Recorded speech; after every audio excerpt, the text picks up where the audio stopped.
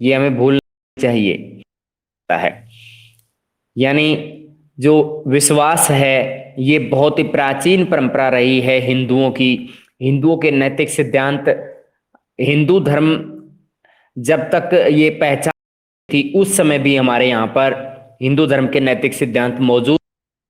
शैव परंपरा, वैष्णव परंपरा किसे कहा जाता है? वैष्णव परंपरा एक ऐसी परंपरा है जिसके अंदर विष्णु देवता को सबसे महत्वपूर्ण देवता माना जाता है। दूसरी तरफ शैव शिव को सबसे महत्वपूर्ण परमेश्वर माना जाता है। इन दोनों ही परंपराओं का लगभग लगभग बहुत ज्यादा प्रभाव हमारे भारतीय समाज पर रहा है और इसमें खास किसी एक देवता की पूजा को ज्यादा महत्व दिया जाता है। तो इस तरह की जो रिवाज हैं पौराणिक हिंदू धर्म के अंदर मौजूद थे। हमें ये बात भी इसमें शामिल करनी होगी पौराणिक हिंदू धर्म के अंदर कि उस समय विष्णु देवता के बहुत से अवतारों का उल्लेख इसमें किया गया है। अवतार का मतलब ये होता है कि जब जब इस पृथ्वी पर विभिन्न प्रकार के पापियों का जब प्रभाव बढ़ा, उन्होंने आम जनता को परेशान करना शुरू किया, लोगों को परेशान करना शुरू किया, तो उनके पाप को नाश करने के लिए, उन पापियों का नाश करने के अंदर अवतार के पापियों से निजात दिलाई है। जैसे श्री कृष्ण श्री राम और वराह अवतार के रूप में हम देख सकते हैं। इसे एक इसमें भक्ति की परिभाषा बताई गई है कि एक भक्त जो होता है ईश्वर के प्रति प्रेम भावना और समर्पण का भाव रखता है, वह कंटिन्यू अपने देवता के प्रति समर्पित रहता है, उसके चरणों के प्रति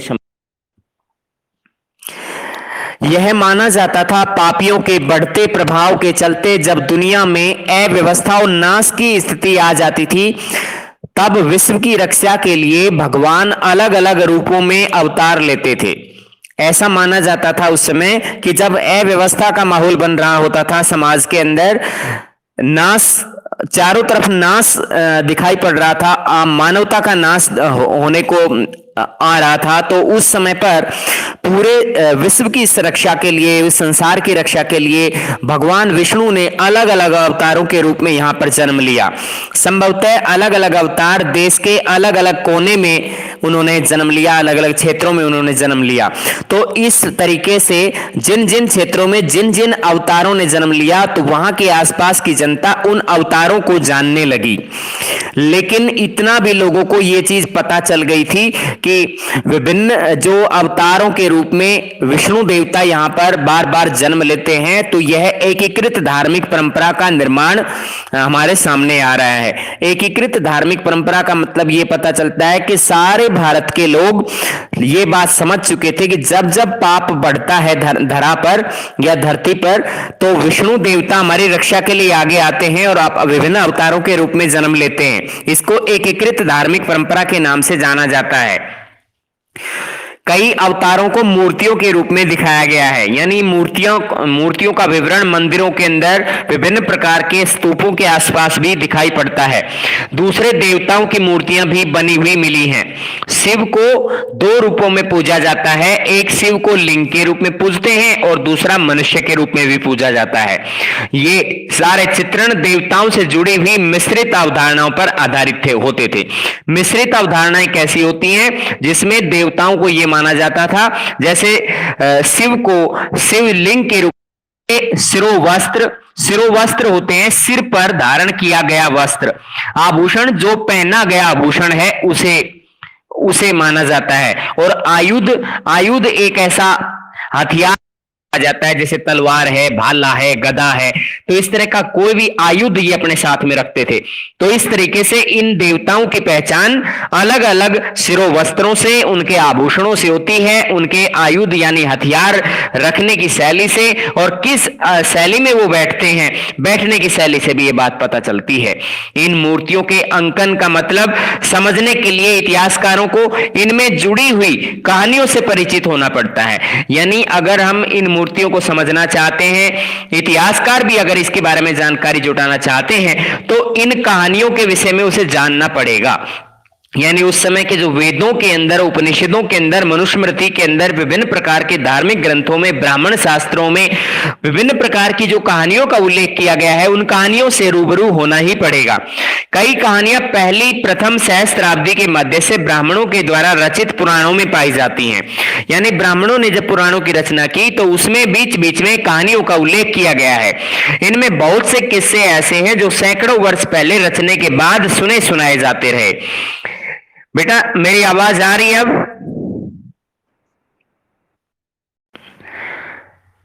बोलिए।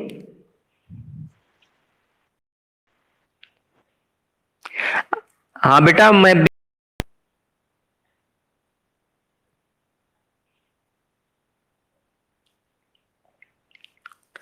हाँ बेटा।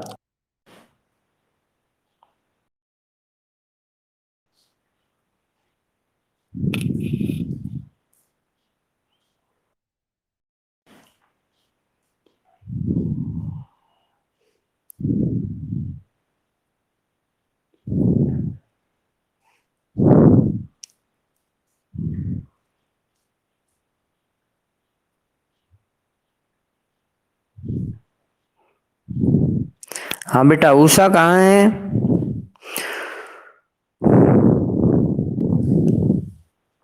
हाँ उषा बेटा उषा। हाँ पूछो, अब मैं आपकी आवाज सुन पा रहा हूँ। कोई भी टॉपिक आप पूछिए, अब यहाँ तक जो इतना बताया है इसमें पूछिए आप। हाँ पूछिए बेटा, अगेन रिपीट करना। यस।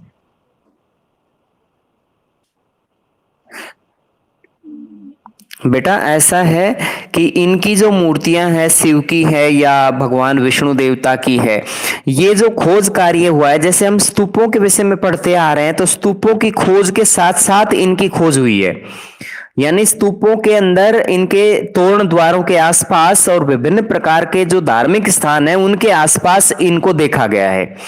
और जैसे बड़े बड़े मंदिर जो बने थे उस समय, लगभग 5वीं सदी से मंदिरों का आलेख सामने आ रहा है। 5वीं सदी से मंदिर का जो सही बनाने की शैली का पता लग रहा है। तो उससे पहले मंदिरों में मूर्तियां नहीं होती थी, ये बाहर ही कहीं भी स्थापित कर दी जाती थी।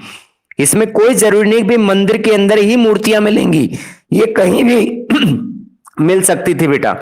जैसे कि स्तूपों के आसपास भी इस तरह की मूर्तियां मिली हैं। यहाँ ये वराह अवतार की जो मूर्ति है, देखिए बिल्कुल अलग तरीके की मूर्ति है, जो कि आज के समय में भी कहीं भी इस तरह की मूर्तियां देखें बहुत ही दुर्लभ होती हैं। ये वराह अवतार की जो सुअर के और मनुष्य के संगम के द्वारा इस तरह की मूर्ति का वो किया गया है। इसमें पृथ्वी देवी को बचाते हुए दिखाया गया है विभिन्न प्रकार की बुराइयों से, जो उस समय माना जाता था कि शायद पृथ्वी खत्म होने वाली है, और उससे बचाने के लिए विष्णु देवता ने वराह का अवतार लिया था। इस तरह से श्री कृष्ण और श्री राम के अवतार के रूप में भी हम पढ़ चुके हैं। तो ये जो अवतारवाद है, ये हमारे पौराणिक हिंदू धर्म से जुड़ा हुआ एक तथ्य है। पौराणिक हिंदू धर्म से, जो पौराणिक हिंदू धर्म है, ये हमारे ब्राह्मणों के द्वारा पुराण जो लिखे गए थे उनके अंदर बीच बीच में कहानियों का उल्लेख किया गया है, बहुत ज्यादा कहानियों। और इसमें बेटा संस्कृत श्लोकों का जिक्र किया गया था। देवी देवताओं की जो कहानियां हैं वो संस्कृत श्लोकों के जरिए हम पढ़ पाते हैं। इन्हें ऊंची आवाज में पढ़ा जाता था। कुछ लोग अनपढ़ भी होते थे, तो वो अनपढ़ व्यक्ति भी इस तरह की बात को सुन सकते थे। में यह बात पता चलती है। पुराणों की जो ज्यादातर कहानियां हैं विकसित हुई हैं, यानी लोग जब एक स्थान से दूसरे स्थान पर गए हैं, व्यापार किया है, एक दूसरे के साथ सामाजिक संबंध उन्होंने स्थापित किए हैं, तब धीरे धीरे करके पुराणों की जो कहानियां हैं वो अस्तित्व में आई हैं। जैसे कोई पुजारी है, वह पूजा करने के विधि विधान को जानता है, वह अपने किसी निश्चित स्थान पर पूजा करता है, लेकिन अगर वह स्थान उसको छोड़ना पड़ता है, नए स्थान पर वह जाता है, तो वहां भी वह उसी पूजा पद्धति का इस्तेमाल करेगा। इसलिए उसकी पूजा पद्धति का बाकी लोगों को पता चलेगा। व्यापारी भी ऐसा ही करते थे, एक स्थान से दूसरे स्थान पर जाते थे, अपने विश्वास अपने साथ लेके जाते थे। सामान्य स्त्री पुरुष एक से दूसरी जगह पर आते जाते हुए अपने विश्वास और अवधारणाओं का आदान प्रदान एक दूसरे को करते थे। उदाहरण के लिए हम जानते हैं कि वासुदेव कृष्ण मथुरा इलाके के महत्वपूर्ण देवता माने जाते थे, लेकिन धीरे धीरे करके आज पूरे भारत के जो देवता, जो श्री कृष्ण एक प्रमुख देवता के रूप में जाने माने जाते हैं, कई शताब्दियों के दौरान उनकी जो पूजा है वो दूसरे इलाकों में भी फैल गई। पहले सिर्फ जो है मथुरा के आसपास के लोग यहाँ पे पूजा करते थे, लेकिन बाद में धीरे धीरे करके पूरे भारत के लोग उनकी पूजा पद्धति से जुड़ गए। इस तरीके से हम यानी पौराणिक हिंदू धर्म का जो विचार है, इसके अंदर बहुत सी बातें, हम नई नई बातें इसके अंदर सीखते हैं। यानी कहानियों के जरिए हमें यह बात पता चलती है कि जो एक स्थान का लोकप्रिय देवता है वो कैसे बाकी स्थानों का भी लोकप्रिय देवता बन गया। जैसे श्री कृष्ण के एग्जाम्पल के जरिए हम समझ सकते हैं, कोई अनपढ़ व्यक्ति है उसको बोल करके पढ़ के सुनाया जाता था ताकि वह भी इसके बारे में सही समझ सके। पहले महिलाओं और शूद्रों को वैदिक साहित्य पढ़ने की अनुमति नहीं थी, लेकिन यह ब्राह्मण पुराण जो है, जिसको पौराणिक हिंदू धर्म का के सिद्धांत के रूप में हम जानते हैं, इनको सही ढंग से पढ़ भी सकते थे महिलाएं और शूद्र, और इसे जान भी सकते थे। अब है मंदिरों का बनाया जाना। जैसे एक बच्चे ने मेरे से पूछा था कि मंदिरों का बनाया जाना कैसे संभव हुआ होगा, तो ये देखिए, जिस समय सांची जैसी जगहों में स्तूप अपने विकसित रूप में आ गए थे, यानी सांची का जो स्तूप है ये काफी विकसित हो गया था, उसी समय देवी देवताओं की मूर्तियों को रखने के लिए सबसे पहले मंदिर भी बनाए गए। यानी मंदिरों का जो काल है वह इन स्तूपों के साथ साथ ही शुरू होता है। शुरू के मंदिर चौकोर कमरे के रूप में होते थे। चौकोर कमरा कैसा होता है, उसमें कोई सजावट का काम नहीं किया गया था, उसके ऊपर गोल आकार का कोई दर्प या इस तरह का कोई शिखर वगैरह नहीं बनाते थे, जिन्हें गर्भगृह आज के समय में कहा जाता है। तो बेटा उस समय सिर्फ चौकोर कमरे होते थे, इनमें एक दरवाजा होता था जिससे उपासक मूर्ति की पूजा करने के लिए भीतर प्रविष्ट हो सकता था। यहां मूर्ति पूजा का उल्लेख बार बार क्यों आ रहा है, क्योंकि मूर्ति पूजा उस समय होती थी। मूर्ति पूजा हमारे देश के अंदर बहुत लंबे समय से प्रचलित रही है और ये लोकप्रिय भी रही है। तो पहले जो मंदिरों का आकार था वह सामान्य होता था, चौकोर आकार के कमरे होते थे, उसके अंदर शिखर भी नहीं होता था। फिर मंदिर के अंदर एक प्रमुख दरवाजा होता था जिसके जरिए कोई भी भक्त अपने इष्ट देवता की पूजा के लिए अंदर प्रवेश करता था। धीरे धीरे गर्भगृह के ऊपर एक ढांचा बनाया जाने लगा जिसे शिखर कहा गया। शिखर यानी जो गोल आकार का हम एक बनावट देखते हैं मंदिर के अंदर, इसे शिखर कहा जाता है। तो ये सब ये बाद में डेवलप हो पाया है, पहले नहीं हो पाया था। यहाँ एक मंदिर की शैली दिखा रखी है जो उस समय में बहुत समय पहले के 5वीं सदी के मंदिर का उल्लेख यहाँ पे किया गया 106 नंबर पेज पर। ये मंदिर दिख रहा है, आपको ऐसा लग रहा होगा कि बिल्कुल सामान्य सा एक मकान दिखाई पड़ रहा है, इसमें ऐसा कोई शैली का इस्तेमाल यहाँ पे नहीं किया गया है जहाँ पे इस पता चले कि मंदिर है।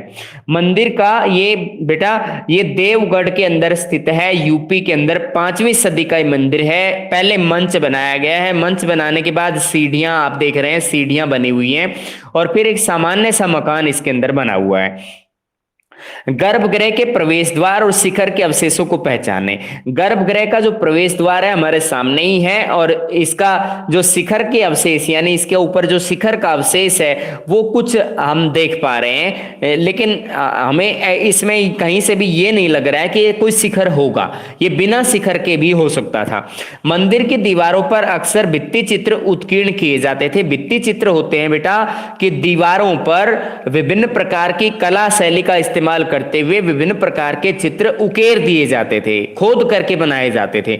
बाद के युगों में मंदिरों के स्थापत्य का काफी विकास हुआ। बाद में धीरे धीरे जो डेवलपमेंट हुआ, मंदिरों का विकास और ज्यादा आगे बढ़ा तो स्थापत्य का विकास ज्यादा होता चला गया। अब मंदिरों के साथ विशाल सभास्थल, ऊंची दीवारें, तोरण भी जुड़ गए। यानी मंदिरों के अंदर क्या क्या चीजें हुई, सभा स्थल को भी जोड़ दिया गया, इसके साथ ऊंची ऊंची दीवारें रखी जाने लगी और तोरण द्वार भी इसके अंदर शामिल किए जाने लगे। पहले तोरण द्वार स्तूपों पर होते थे, लेकिन अब हम देख रहे हैं कि मंदिरों के अंदर भी तोरण द्वार होने लगे। जल आपूर्ति का इंतजाम भी किया जाने लगा कि बाहर से काफी संख्या में लोग आ जाते हैं तो पानी के पीने की व्यवस्था भी उसमें उचित रूप से हो सके। शुरू के मंदिरों की एक खास बात यह गया था कि इनमें से कुछ पहाड़ियों को काट करके खोखला करके कृत्रिम गुफाओं के रूप में बनाए गए थे। यानी शुरू के अंदर मंदिरों को ऐसे ही चट्टानों से नहीं बनाया गया था, यानी इसको एक में उनको बनाया गया था।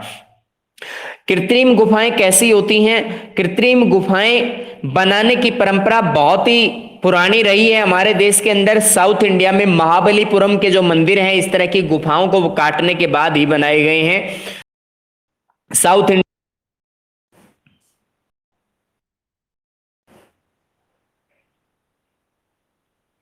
यहाँ पे एक चित्र हम देख पा रहे हैं, श्री कृष्ण एक सांप पर लेटे हुए हैं जो कि शेषनाग है, जो कि हमारा विश्वास पक्का मजबूत बनाता है महाभारत के प्रति, रामायण के प्रति, श्री कृष्ण के प्रति, श्री राम के प्रति।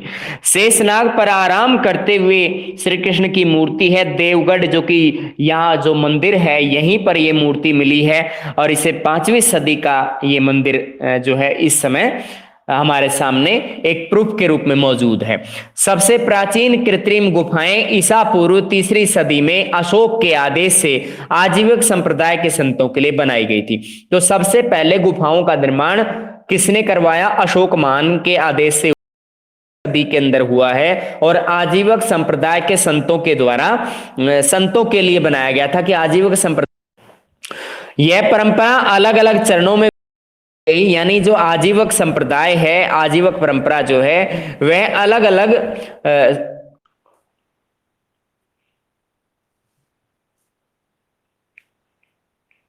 यह परंपरा अलग अलग चरणों में विकसित होती रही। इसका सबसे विकसित रूप हमें 8वीं सदी के कैलाशनाथ शिव का एक नाम के मंदिर में नजर आता है, जिसमें पूरी पहाड़ी काटकर उसे मंदिर का रूप दे दिया गया था। यहाँ पे इसका फेमस नाम है कैलाशनाथ मंदिर। ये शिव के को समर्पित एक मंदिर बनाया गया था, 8वीं सदी के अंदर बनाया गया था और इसमें पूरी पहाड़ी को काट करके एक मंदिर का रूप दे दिया गया। इसे कैलाशनाथ मंदिर के नाम से जानते हैं। ये एक इस तरह की शैली के बने हुए मंदिरों में से फेमस है। इसके बाद एक ताम्रपत्र अभिलेख जो कि तांबे के पत्र समाप्त करने के बाद उसके आश्चर्य को व्यक्त करता है। हे भगवान, यह मैंने कैसे बनाया? यानी एलोरा की जो गुफा है उसका निर्माण का कार्य पूरा करने के बाद जो उसको बनाने वाला मिस्त्री था उसको हैरानी हुई अपने हाथों पर कि मैंने ये सब कैसे बनाया, और उसको ऐसा आश्चर्य व्यक्त करते हुए दिखाया गया है। यहां आप चित्र में देख सकते हैं, ये जो चित्र है ये एलोरा की गुफाओं का बयान करता है। इनके अंदर हम देख सकते हैं कैलाशनाथ मंदिर, एलोरा, महाराष्ट्र। यह सारा ढांचा एक चट्टान को काट करके तैयार किया गया है और ऊपर जो है ये बराबर की गुफाएं हैं जो कि बिहार में स्थित हैं। बिहार की गुफाएं लगभग 3री सदी ईस्वी पूर्व सब तैयार हुआ था। अशोक महान के आदेशों से इस तरह की गुफाएं बनी थी। बराबर गुफाएं